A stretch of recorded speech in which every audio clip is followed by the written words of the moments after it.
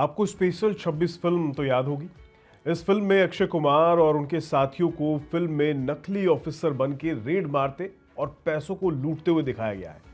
मैं ये कहानी इसलिए याद दिला रहा हूँ आपको क्योंकि हाल में बेंगलुरु में बिल्कुल ऐसी ही एक घटना घटित हुई है जिसमें करोड़ों रुपए की लूट को अंजाम दिया गया है। लूट इतनी फिल्मी तरीके से हुई है कि आप विश्वास नहीं कर पाएंगे। तो क्या है पूरा मामला, कितने की लूट को अंजाम दिया गया है और इससे किसको तगड़ा नुकसान हुआ है, तो चलिए सुनाते हैं आपको ये कहानी। मेरा नाम है रोहित कौशिक और आप देख रहे हैं मनी नाइन। तो ये बात है 19 नवंबर 2025 की दोपहर की, जब बेंगलोर में अशोक पिलर के पास ब्रिज पर एक इनोवा कार ने, जिसमें करीब 7 से 8 लोग बैठे हुए थे, उन्होंने एक वैन जो कि सीएमएस लॉजिस्टिक्स की थी, जो उस समय एचडीएफसी बैंक के जेपी नगर ब्रांच से नकदी लेकर एटीएम में पैसे भरने जा रही थी, उसे रोककर और खुद को इनकम टैक्स और आरबीआई अधिकारी बताकर वैन को लूट लिया गया। आप कहेंगे क्या ये इतना आसान है कि कोई भी आकर कहे कि मैं अधिकारी हूं और बैंक लूट ले या वैन को ऐसे लूट के ले जाए? क्या ये इतना आसान है? जी नहीं, आसान तो नहीं है, लेकिन कहानी अभी बाकी है, खत्म नहीं हुई है। दरअसल उन्होंने कर्मचारियों को ये कहा कि इतनी बड़ी रकम ले जाने की अनुमति आपको दिखानी होगी और कागजात की हमें जांच करनी होगी, फिर ही आप आगे बढ़ सकते हैं। फिर उन्होंने स्टाफ को वैन से बाहर निकलवाया, ड्राइवर से गाड़ी को आगे चलाने के लिए कहा और उसे डेयरी सर्कल के पास उतार कर वैन में रखे पैसे सहित गाड़ी को ही लेकर थोड़े दूर तक फरार हो गए और फिर आगे जाकर वो पैसा अपने इनोवा में ट्रांसफर कर लिया। उसके बाद आरोपी अपनी इनोवा को लेकर फरार हो गए। और जानते हैं इस पूरे कांड में कितने की लूट को अंजाम दिया गया है? सोचिए सोचिए, नहीं सोच पा रहे? इस लूट में पूरे 7 करोड़ से ज्यादा की चपत लगा दी गई है एचडीएफसी बैंक के पैसों को। समझ रहे हैं आप? पैसा 7 करोड़ का है।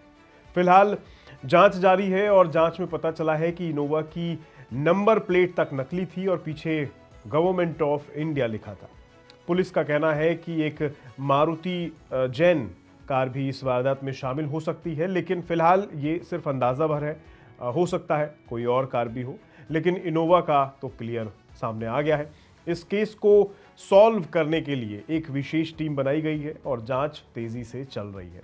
वैसे ये कोई इकलौता मामला नहीं है, ऐसे मामले पहले भी हो चुके हैं और ऐसी लूटों को अंजाम दिया जा चुका है। जैसे दिल्ली में 2015 में एक लूट को अंजाम दिया गया था जिसमें 22.5 करोड़ की लूट की गई थी।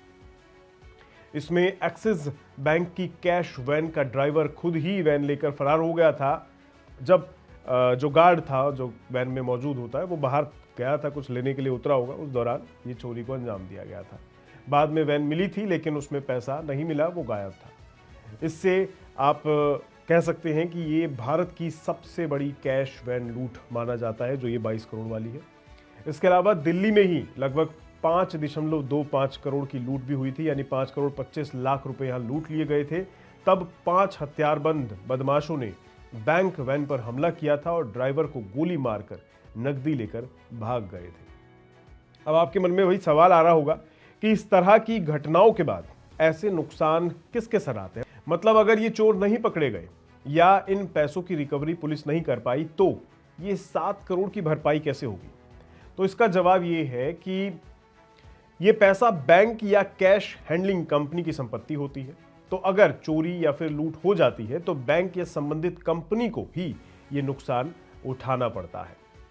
वैसे आमतौर पर इन ऑर्गेनाइजेशंस के पास इसे कवर करने के लिए इंश्योरेंस होते हैं, यानी नकदी का बीमा होता है, जिससे ये बॉन्ड या पॉलिसीज के तहत रकम की थोड़ी बहुत या फिर पूरी भरपाई भी कर सकते हैं। ज़्यादातर मामलों में कैश ट्रांसपोर्टेशन के लिए एक खास बीमा होता है जो चोरी या डकैती के मामलों में नुकसान की भरपाई कर रहा है। इसलिए सीधे तौर पर नुकसान किसी एक व्यक्ति या ठेकेदार का तो नहीं होता है, बल्कि बैंक, कैश हैंडलिंग कंपनी और उनके बीमा कंपनियों द्वारा ही इस नुकसान को उठाया जाता है। ये प्रक्रिया कानूनी है और इसे पूरी तरह से नियंत्रित भी किया जाता है ताकि भविष्य में ऐसे नुकसानों से बचा जा सके। तो फिल्में और वेब सीरीज तो आपने बहुत देखी होंगी, लेकिन ये हैं असली घटनाएं। उम्मीद है आज की ये खबर आपको खबर के साथ साथ कुछ नया भी सिखा गई होगी। आपका इस मुद्दे पर क्या कहना है कमेंट बॉक्स में ज़रूर बताएं और देखते रहिए ऐसी ही वीडियोस के लिए मनी 9। नमस्कार।